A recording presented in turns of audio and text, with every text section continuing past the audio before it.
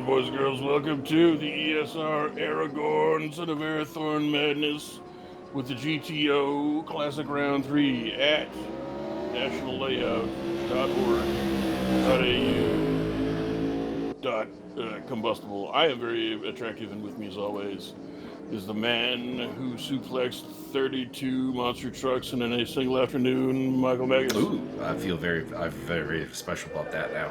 There you go. So yeah, we're here at Aragon again, and we're doing another layout of this track, national layout. So I'm imagining it's a pretty short one. Yeah, minute 6. Yeah, and we're rocking the GTO classic cars once again. So Nissan versus Mustang versus Audi, and the Audis are of course dominating as they always are. Martin Edmonds on pole position, Adam Komorowski in second place, so a lockout from the Audi crew. Komorowski's in the Audi this time. He historically has not been, so that's interesting. They're way ahead. I don't mean to bash it, but I'm not sure how well thought out this car choice was. It really seems like the Audis are quite overpowered. I think they should only use Zondas. We generally don't see Martin Edmonds a full second faster than the field. That's not usually on offer. Row 2 right now is made up of Bergquist and Davidson, followed by Ecott and Darnell, the all-British row 3, Butler, and hey, it's the Greek freak, Fotis Zoglu, back in the field. Excellent. And Wilfredo Sevilla bringing it through.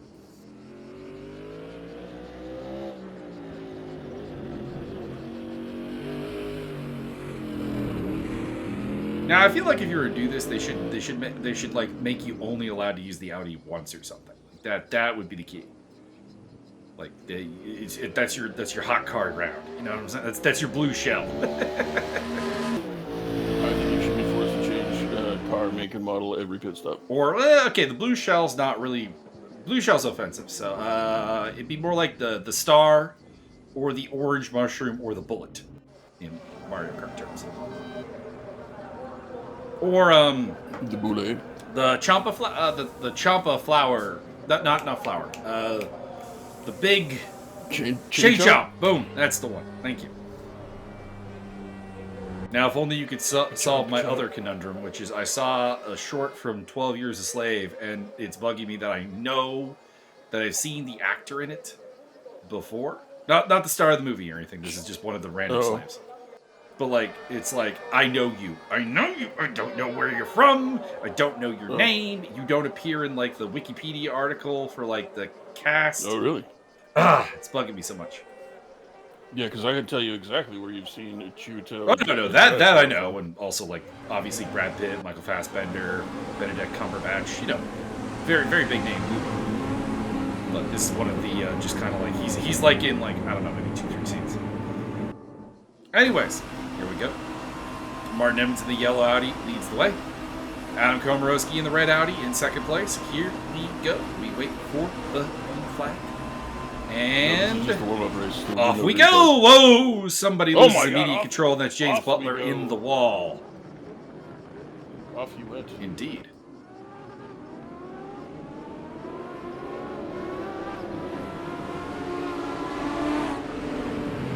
Side-by-side action. Edmonds hangs on for the time being. Komorowski second. Bergquist, Davidson, and Ecott rounding off the top 10, followed by Darnell, Zoglu, Sevilla, and Butler is still running despite the heavy contact with the wall. Is it true that Martin used his admin powers to give himself 2.5% more horsepower? Bergquist in the Nissan in second place, and then it is the Ford crew of Davidson and Ecott. Darnell in a Nissan, Zoglu and Sevilla in Fords, and another Nissan Ford Butler. Just the two Audis today, which probably means Komorowski and Edmonds are going to be battling for all the race wins. Although Komorowski makes a mistake there, and it gives Bergquist some ideas. Are they not? Andy Darnell falling back a spot as he leads out to Jeff Ecott's Ford.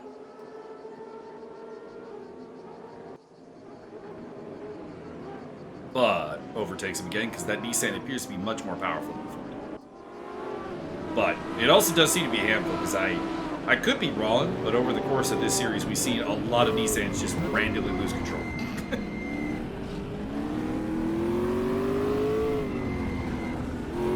Case in point, you can see the rear wiggle out of Darnell out of like every corner once he gets off the throttle. I like it when the rear wiggles. Yeah. Shake it, pull out a picture. Oh God, we're 3 feet of each other. Got thinking about things. Photos in the background. Butler's overtaking Sevilla, so he's out of last place. Martin Edmonds abusing the track limits. Stop breaking the law!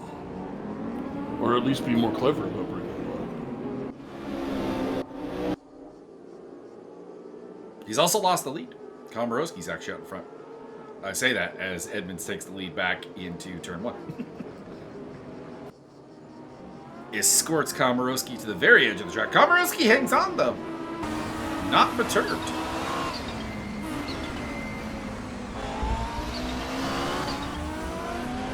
Edmonds looking down the inside. Komorowski hanging on to the inside.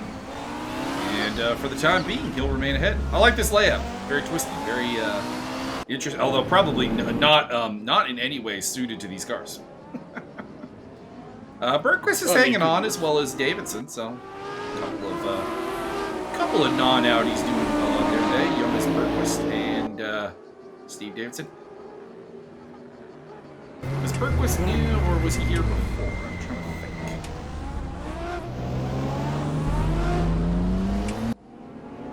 Not sure. I believe he has been here previously. I remember there's definitely a Swedish guy, but I don't think he was named Jonas. I think his name was Johannes. Okay. Well, now you're just being... I forget their names now. But in Formula 2 back in the day, by the way, big spoke there from Komorowski. Back in the day in Formula 2, there were 2 German brothers. And they were both race car drivers, obviously. But they had like very, very similar sounding first names. It was like Jonas and Johannes or something. And it was really challenging to remember who was who. Were they twins? I don't remember the last name. This was years and years ago. Let's put it this way. Formula 2, this is the old Formula 2, not the new Formula 2. This is the old Formula 2, which was run by like Andy Suchek and Julian Palmer. So like we're a ways back, for those who know those guys. Also where I've discovered Dean Stone. You know, hopefully he's doing better after his testicular cancer. Agreed. I walk a little off center, It was actually, I mean, there were a lot of good drivers that came through that series. I think it folded after like 3 or 4 years. But like, the first couple of fields were quite good. Robert Wickens from Canada was in there. Andy Suchek. Russian dude, which is eluding me right now. Mikhail Ishin? I think it was Mikhail Ishin. Nikolai Volkov. Julian Palmer, of course, ex-Formula 1 driver. Dean Stone, quite notable. Stone Dean Man. Henry Surtees, who's more famous for who his dad is, but, you know, still. Photos we were covering. That being said, Henry Surtees does have a name of a corner of Brands Hatch named after him, although for morbid reasons. As always.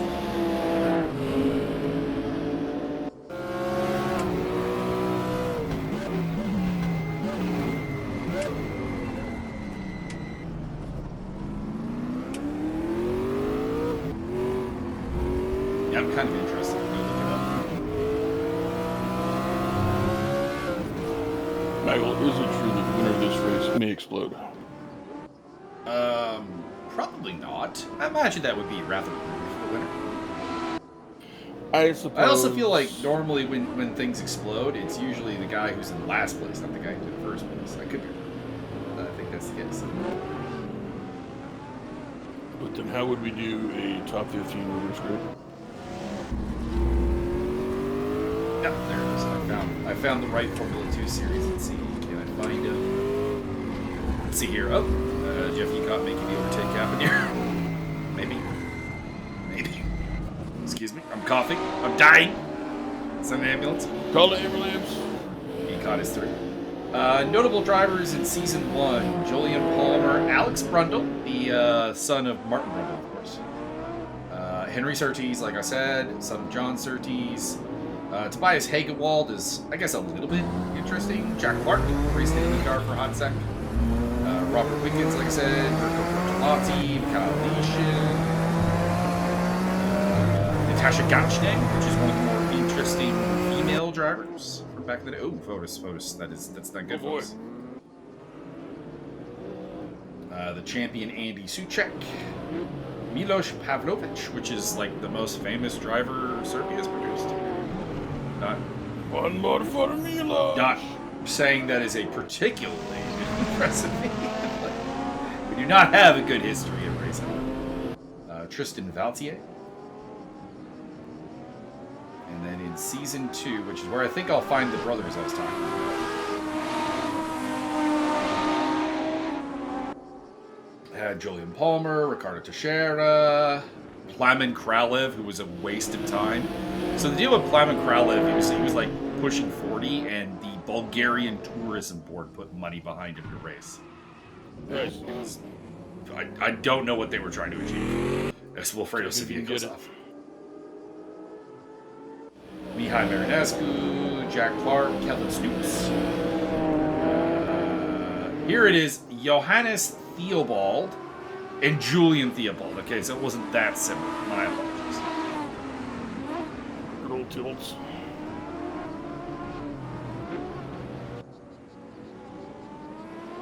Oh, pardon me, Palmer didn't win the championship. I thought Palmer did. Dean Snowman won Season 2. And in 2011, Bortolotti won the championship, so that's a notable winner as well. And the final champion was Luciano Bacchetta, who you'll never guess what flag he represents, Byron. If you hear the name Luciano Bacchetta, what country are you thinking that's from? I mean, that's pretty obvious that it's Siberia, the Free Straits of Siberia. It's from the UK. That's my next guess.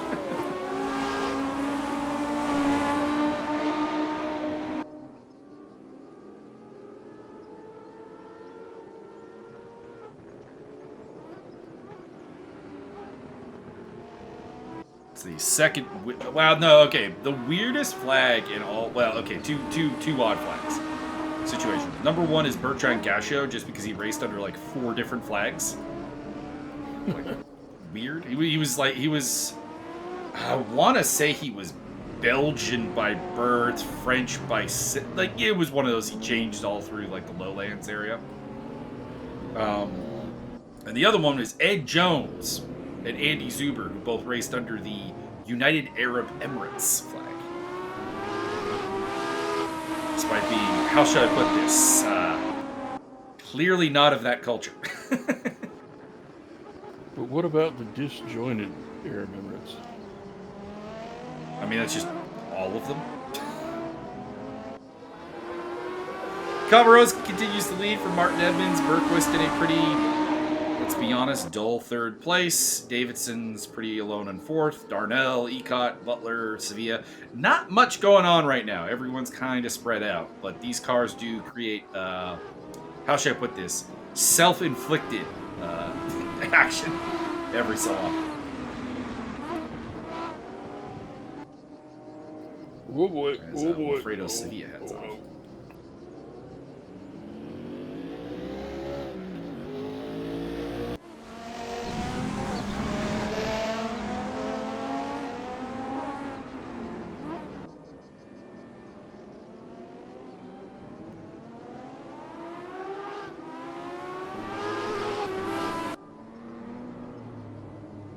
It's Jeff Ecott plowing the grass.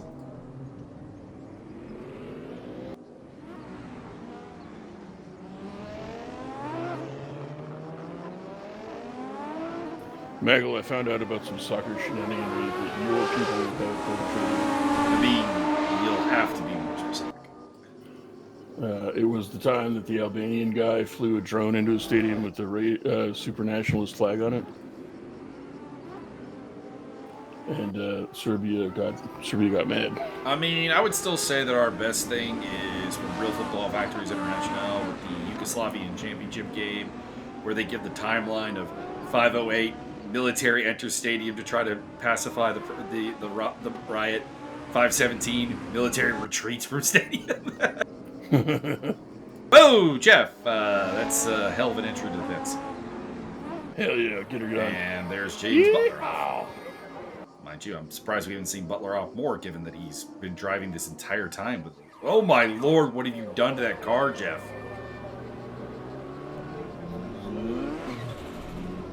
New Russian driver, James Butler off. James Butler.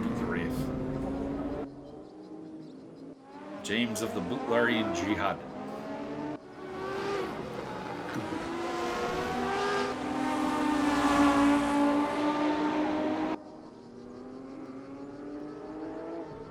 Which, honestly, the explanation for in the Brian Herbert books, not actually all that satisfactory.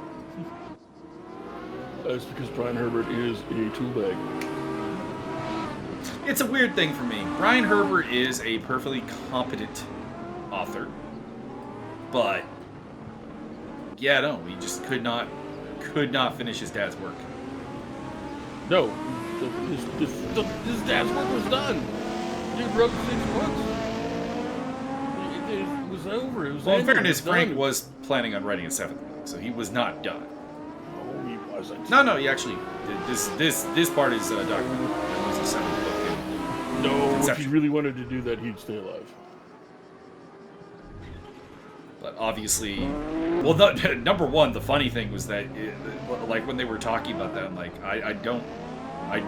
this is clearly just a market grab, because, like, when Brian Herbert started doing the books, he didn't start with the 7th book. He started doing prequels.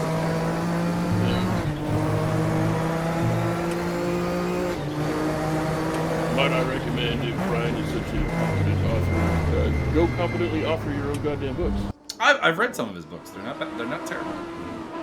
They are terrible. They're the worst. Not Can't even terrible. spell the word molybdenum. Just Frank Herbert's one of a kind. Frank Herbert is on my Mount Rushmore of authors. The other 15 being all Dan Abnett. Tolkien, Martin. That 4 spot is hard to fill.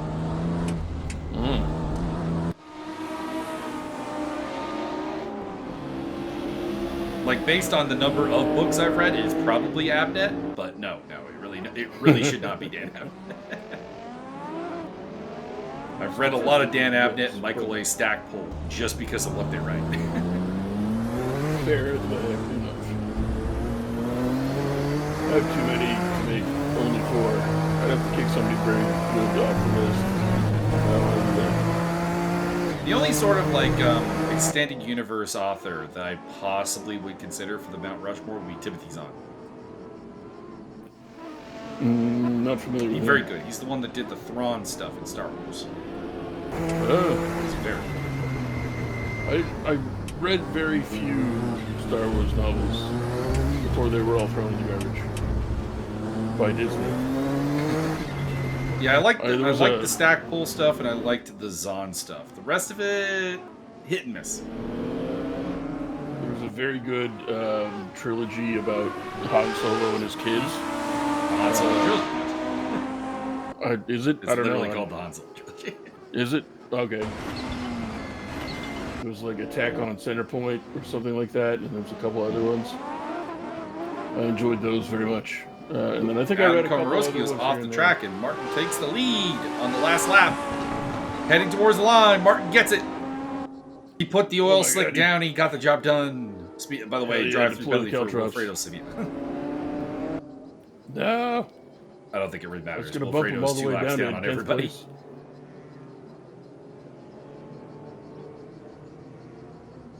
I believe that was Wilfredo, who has no front end on his car that we just saw. So.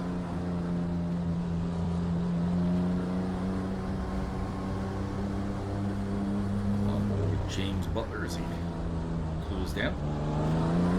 7th place. Oh, nice donut. Whether intentional or not, I don't know. that's Wilfredo. This car is actually pretty intact.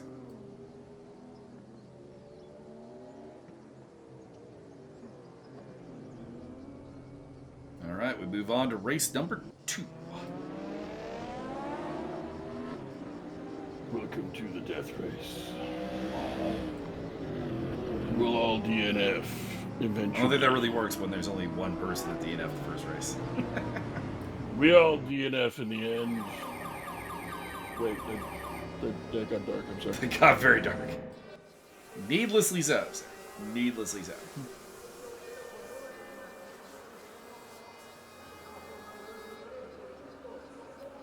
Nissan, I heard they're pretty good.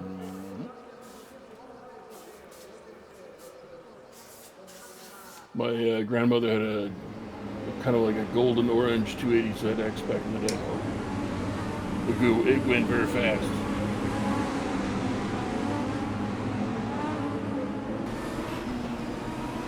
Hot rod grandma.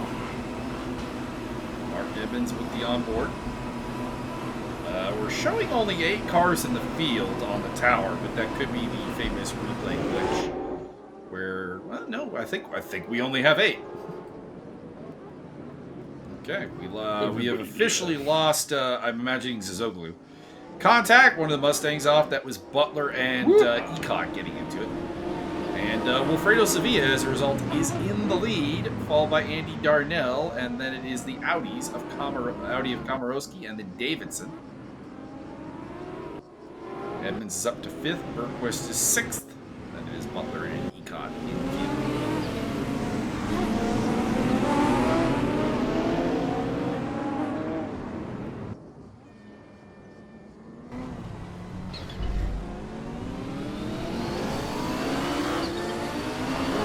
Komorowski, runner-up in race number 1, and looking for more here in race number 2. He was the fastest man. Going down the inside of the Nissan of Darnell, who is going down the inside of Wilfredo Sevilla, and Darnell will end up coming out on top. Sevilla loses both spots, ends up behind both, and actually drops to 4th place behind Edmonds as Edmonds is power. Whoa! Hell of a save. Yeah.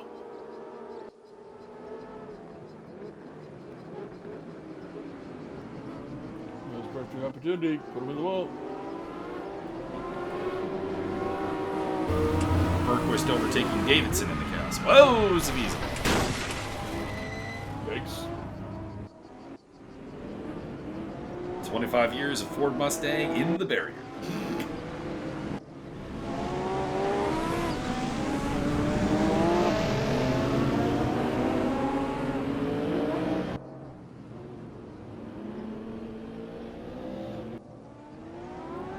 Michael, I think what would really help these cars is having multiple spoilers all over it. Probably not. You get one on the back, you put one on the roof, you put one on the hood. Komorowski going for the lead, but for the time being, Darnell keeps it. Oh, never mind. I forgot the Audi cheat code allows him just drive around Andy Darnell. And I say this as an Audi fan. This is a bit much.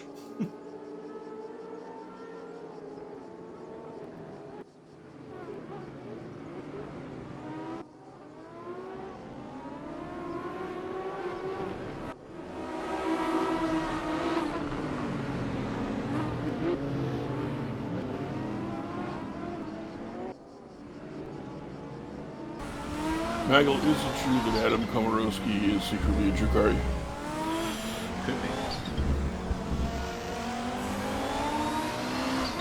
Would be an interesting note for the history books.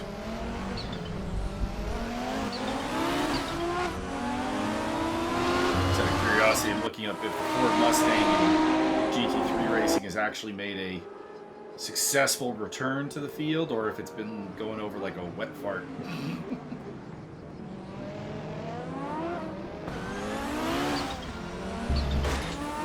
Got some decent drivers in it. Looking at the Mustang lineup and like, let me put it this way. Byron, I guarantee you might actually recognize one of these drivers' names. And not because it's Dan Tickton. Oh! Power slide by Adam, and Martin says thank you. I'll take the lead. The current Ford factory team is running Thomas Drouet, Arjun Miney, and Jan Martinborough, who had a movie about him, actually. Martinborough is the most successful sim racer in actual racing. He started off as a Nissan Academy sim racer and actually ended up in, well, the highest form of GT racing. Ford factory is Simple Jack from Copper Thunder. And in the other car is Roman Andrio, Finn Weiblas, and David Schumacher. Oh my god. Which is Ralph's kid, not Michael's kid.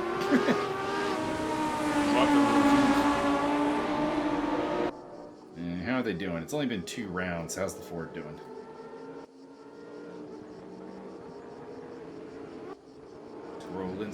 Scrolling. Right. Not well. The top car got an 11th and a retirement.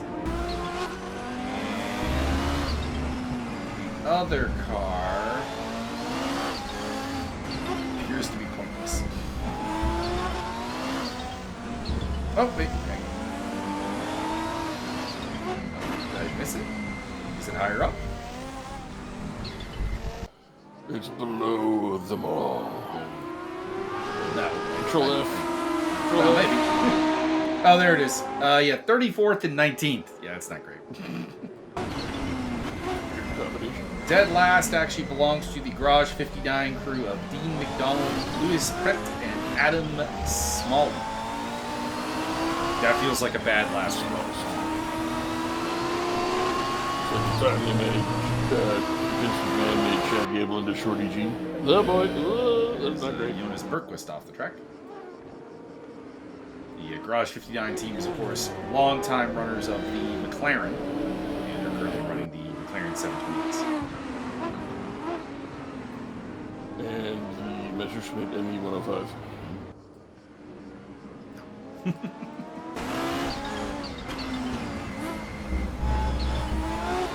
What about the 109? First place currently belongs to Hugo de Wild, Kelvin Vanderlinder, and Charles Mertz. For Team WRT, which is one of the primary Audi teams. Oh, they're not running Audis currently, actually. They're running BMWs. They made a swap. I do not follow GT racing super closely, but I tune in and out, basically. Why not?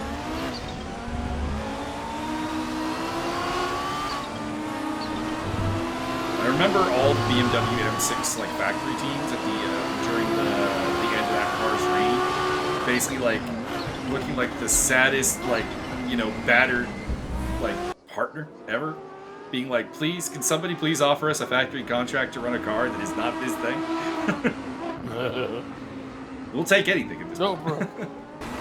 Here's a Mitsubishi Comaro's getting up in the butt of Martin Evans, determined to get this win. I mean, it's just a little turnabout's fair play. Martin did give him the tap earlier. Oh, there's been contact both ways. 100%. It's the only battle going on right now. Ecott and Butler are the next closest together in that battle for 5th place.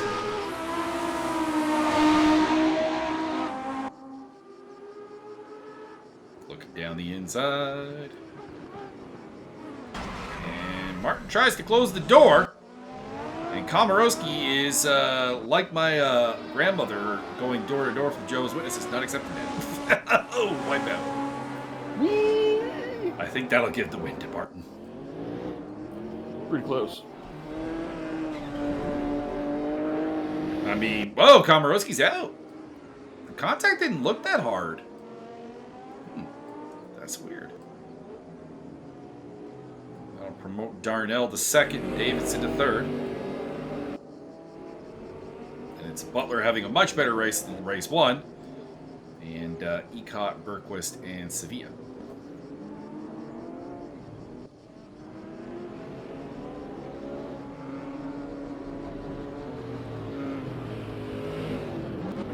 The barber of Sevilla. No. Maggle, I have hot news. Hot news, you said. Italy is falling apart. Unfortunate. Mount Etna, I don't know, like a sizable chunk of Mount Etna just went kablooey and fell off. Bam. So that's fun. Anybody? I can't remember if Etna's near Vesuvius or Herculaneum. It's one of the two. Either way, 1,000 years from now, they'll have even better grape growing fields if they're not all dead.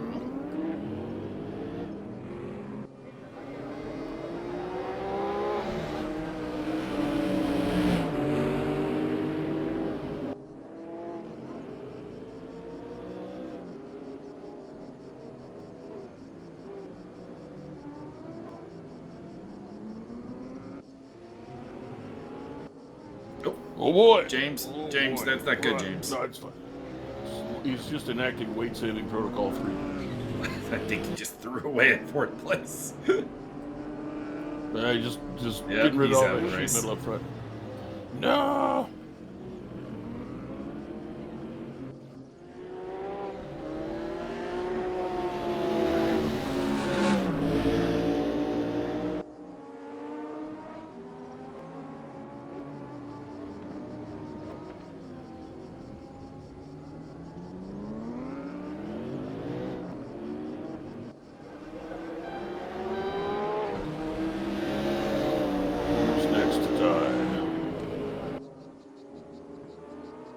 Well, we got 4.5 minutes to find out.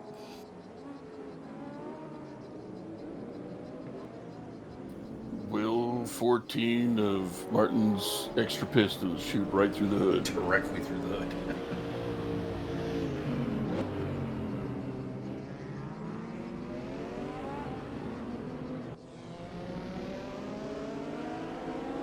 Probably not. This game doesn't usually have that kind of failure. Why not?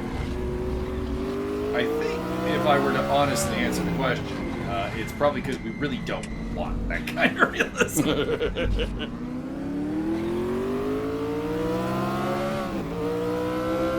People complain about enough about ACC having unfixable damage. I thought this was a simulator, goddammit. It is. It's a relatively low-end one, but again, this is not an insult to Raceroom. Raceroom is a free game. You can play it literally for $0. And obviously there is financial, stuff, buying tracks and cars and stuff. But if you're ever tempted to just get into sim racing, this is the one I would recommend because you can dip your toe in for basically nothing. And apparently it's on easy mode and pistons won't shoot through your hood.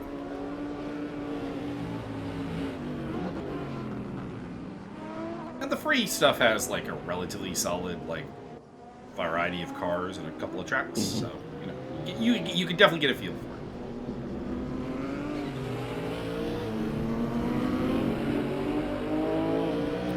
And feel it up real good.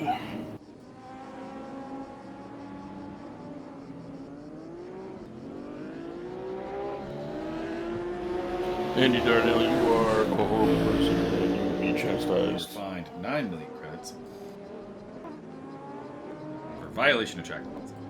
Although he is in second place, so hey, if it's working for you, it's working for you. Correct.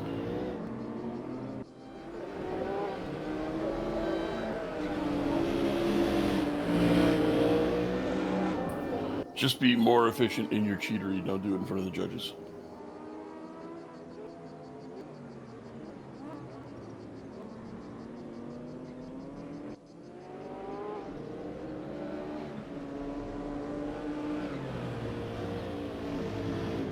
I feel like we need to wish a good luck to RC in her endurance race tomorrow. Oh, hell yeah. She is entering a 3 hours of Valencia, which actually is a track that Byron helped me commentate the other 2 weeks ago. Indeed, do. You should be driving a Nissan pickup truck. Close, Nissan GTR. I knew I had part of that right.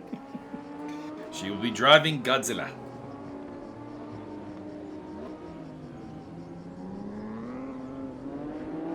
And I would shout out her co-driver, but I'm going to be entirely honest. I don't know how to pronounce this girl's name. I believe it's Stacy. This is 100% one of those, I would have to pull out your tongue. There's like 4 vowels in a row in there. I don't know what to do with this.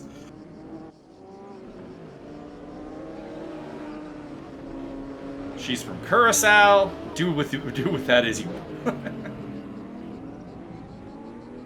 So it's probably a mixture of Spanish and African. Definitely some Dutch in there. Oh, right.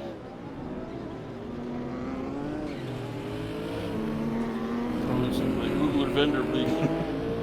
There's a lot of O's. There's a lot of O's. A lot of O's that are probably pronounced as A's.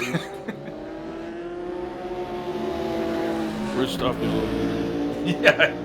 The one good thing Stop Meals are useful for is translating weird names.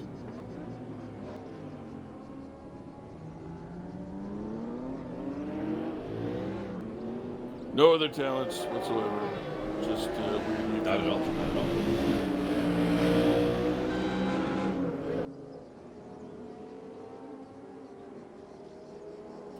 You tell him, Steve Dave.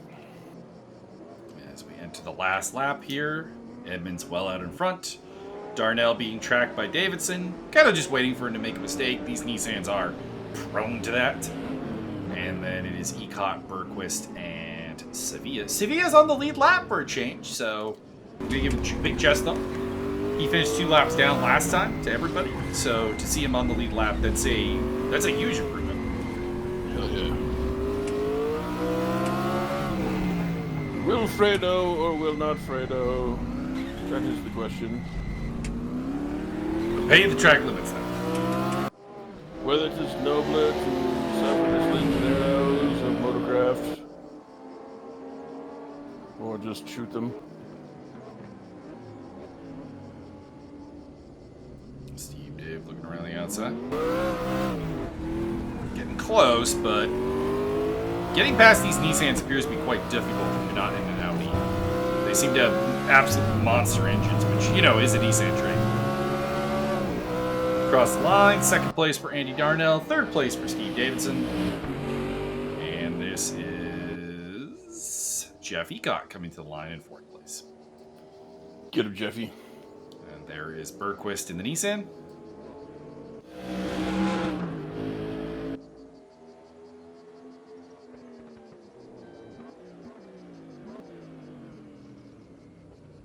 And Wilfredo will bring up the rear. Looks like we have one more race. One more race. On the cards. Michael, is it true that Wilfredo Sevilla is just sandbagging and he will tear everybody else butthole apart in incoming races? We'll find out. Dun, dun, dun, dun. So, assuming that they stick around, Komorowski and Butler will start at the front, but they both DNF, so we'll see if they're up for round 3.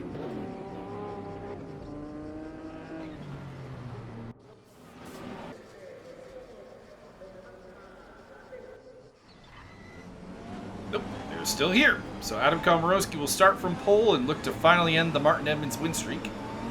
Nope. Joined by James Butler, Edmonds will start at the back. Here we go. Green flag, coming. And I am as well. Come on. There we go. Komorowski sprinting away from the pack off the start as his Audi takes full advantage of having actual traction. Wow, sounds like hex.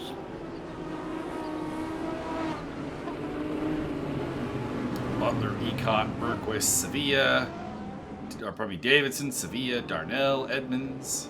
Edmonds picking up a spot on Darnell. Bullying his way through and also takes Wilfredo Sevilla 1 turn later.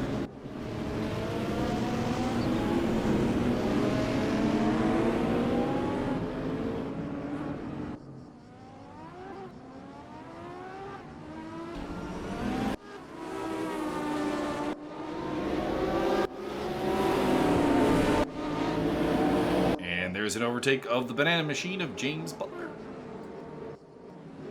James falling back through the field. And Edmonds is also, he's just carving his way through. Absolutely. He just overtakes Steve Davidson there. And that's going to be him through on Jeff Ecott. And now all that stands between him and the other Audi is Jonas Bergquist. See that James hasn't learned from his bicycle accident and is committed to a life of danger. No. The inside for 5th place for Mr. James Butler, but Steve Davidson comes back at him. Looks the inside again. Looks the inside again. That Mustang is clinging to that spot, though. And whoa! Contact. Finally got it. No. Oh, he lost control. Butler on the grass. What's up?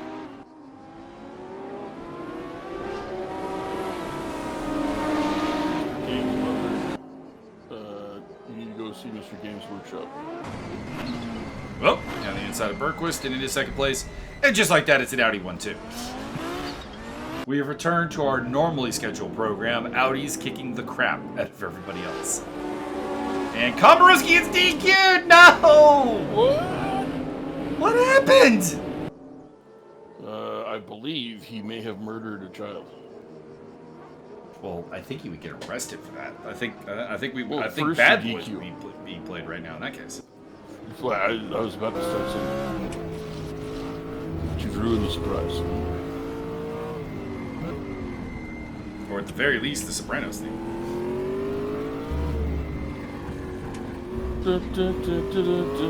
Writings on the wall.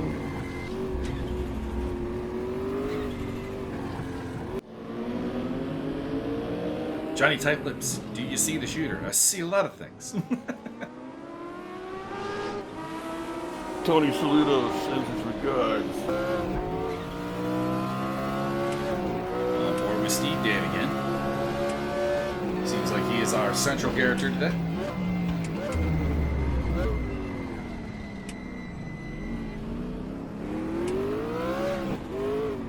Currently running in 5th place behind Andy Darnell. Ooh, Darnell loses big there, but does manage to hold it.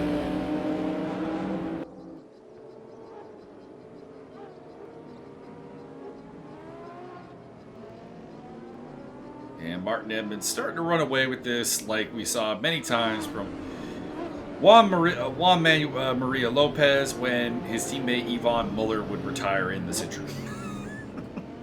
Or vice versa.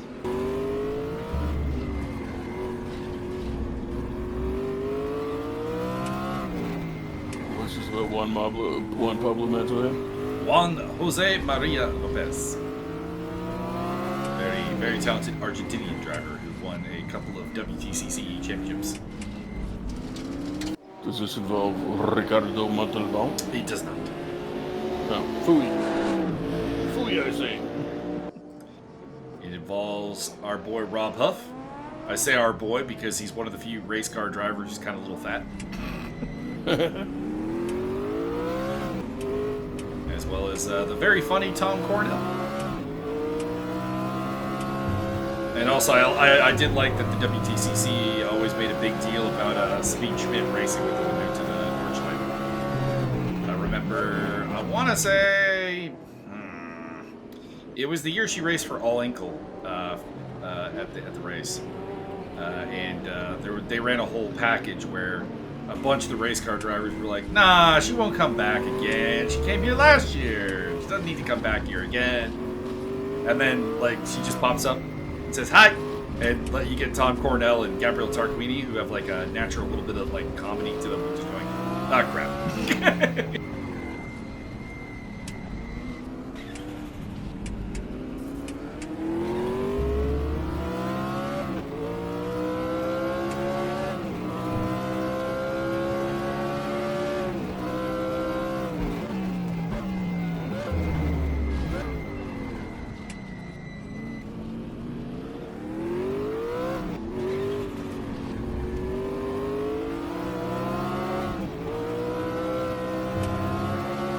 2016, pardon me, I was quite a bit off on the year.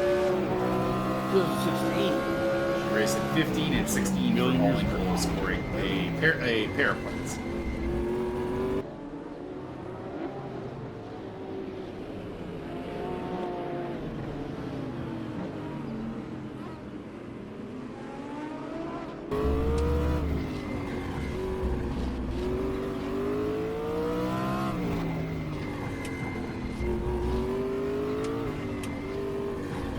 Jose Maria Lopez won both rounds of the Nordschleife in 2016 today.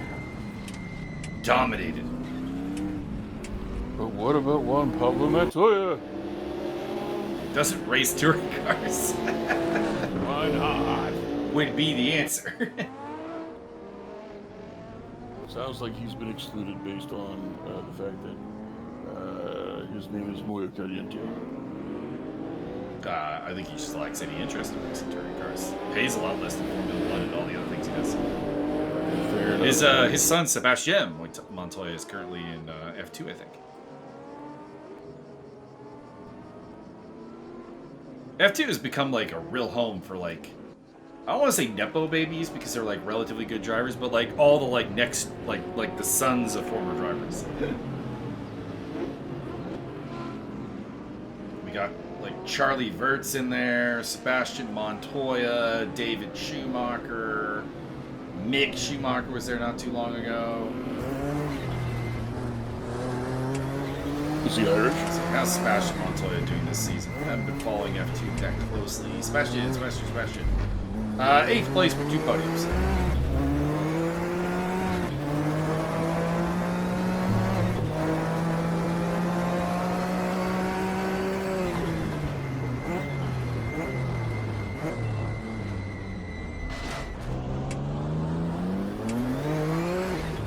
Darnell all over the back end of Jeffy Gott, battling for British supremacy. And then, yeah, here we go. So in F2, you've got Brando Badur, which is Luca Badur's kid. You've got Charlie Verts, who is Alex Verts' kid. You've got... Is that it? James That might be Butler. it. It's less than I was thinking. Got Brad Benavides, who's got to be related to Joe Benavides somehow. And the very unfortunately named Christian Ho. Yeah, well, I mean, Typo Negative's done a couple of songs about them.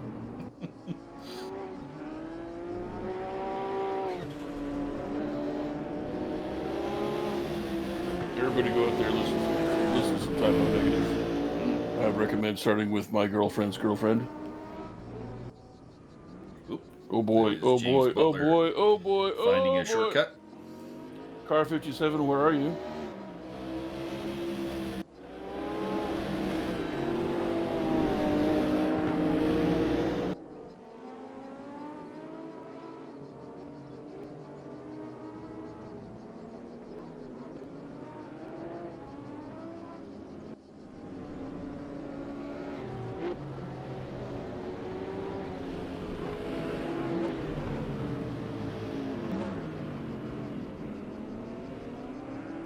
Maggle, how do you feel about the latest news about the special military operation coming out of Russia?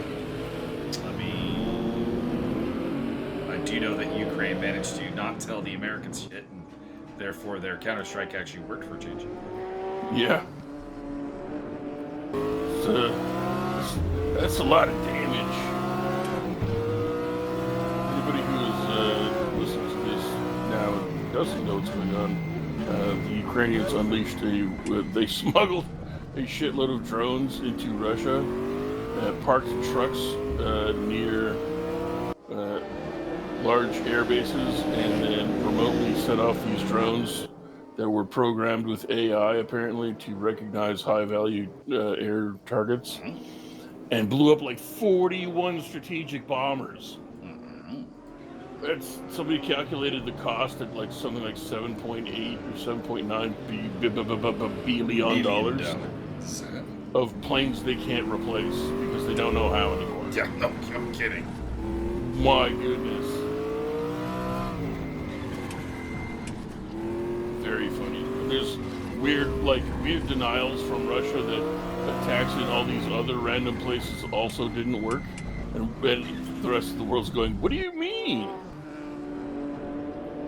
Does that mean that like strategic things happened a lot more than we know it's going? Like, because Russia just lies. Oh yeah. So I assume that all of these attacks that they're denying worked that we don't know about actually worked. And I'd like to know what the hell happened.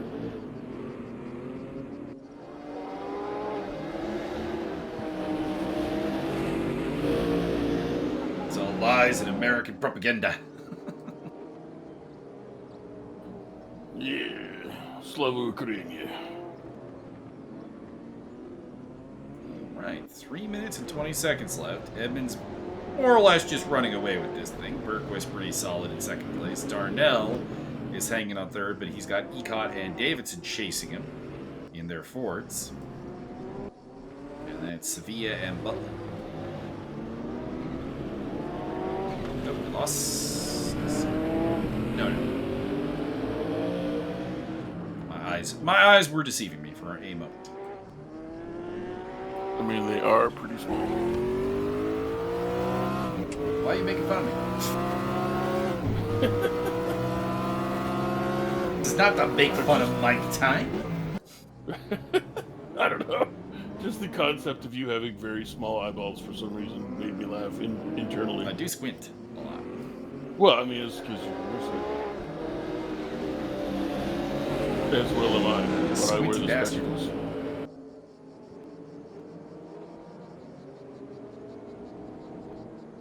Bad news. Squinting all the time is going to give you wrinkles. Good news. Squinty marks make you look rugged. You're about 50 to 60 years old. Really the ladies like that. The ladies like rugged.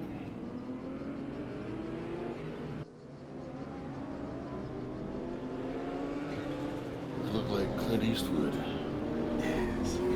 Staring into the sun. Well, let's see what he's got.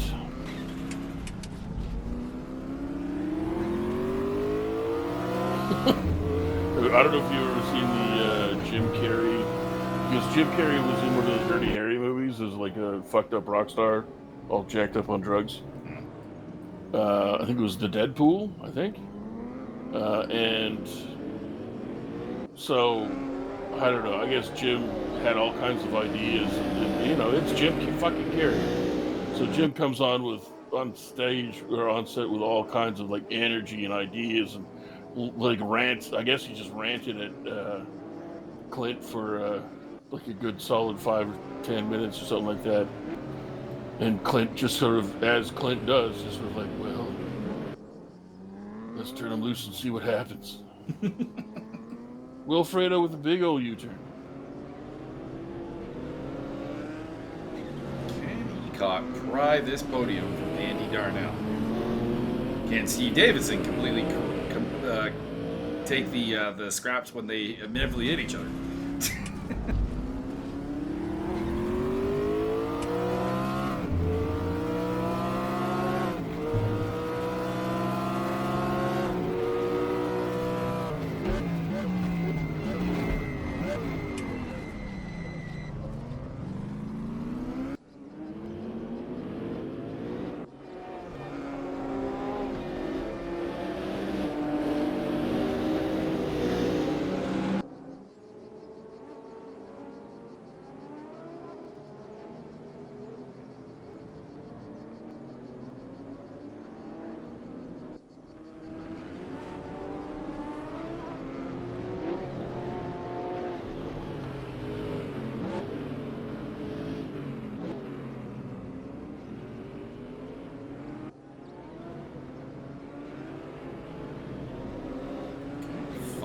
Lap is in play. Really, it's just this who's going to bring home third place question. I think Mr. Jeffrey Cott is going to put everybody in the wall and win the whole race. That would be very impressive. Why else would we get all this foreshadowing? It's the Jeffrey Cott Show.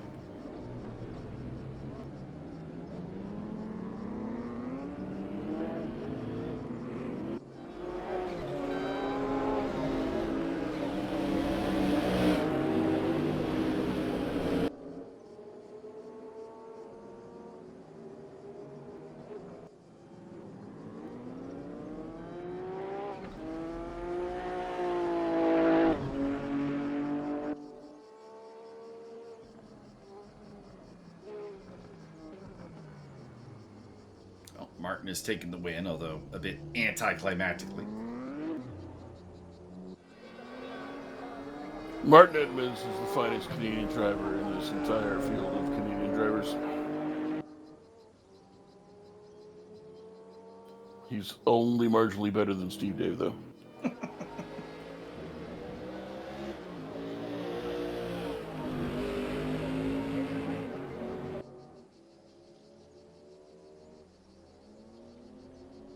And Wilfredo Sevilla bringing it home in 7th place. He showed a great improvement, actually, over the course of this time. Martin gets the win, takes 3 for 3, gets the fastest lap finally. Berquist and Darnell joining him on the podium. Ecott, Davidson, Butler, and Sevilla get to the end of a nightmare race with these GTO Classics. And I actually don't know if there's going to... I think they said the race coming up in this series. I think there's at least 17 more. They have to race upside down. They have to race it with jet skis. Also, I'd like to point out that Martin has the fastest lap by exactly a second, which is abnormal, I think. Well, we were over this. Him and Komorowski were like in a race of their own. All right, let's have a look at what's up on this series here. Aragon series. What do we got left? When can you expect us to be back in action here? Tomorrow. Next up will be June 7th. It'll be the Grand Prix layout, which is the big one. 2 races, 20 and 25 minutes. Championship wise hasn't been updated. So I can't. I mean, I can assure you that Martin Edmonds is in first place because he came in first place and he won all 3 races today. So I think it's pretty safe to say that he's probably still in first place. Probably still Jeff Ecott in second place. There you go. Anyways, 3 more rounds of this. And if you would like to join up, check out the Discord server, which I'm sure is linked down below. And also sign up on RaceApp. So, Byron, do you have any final thoughts?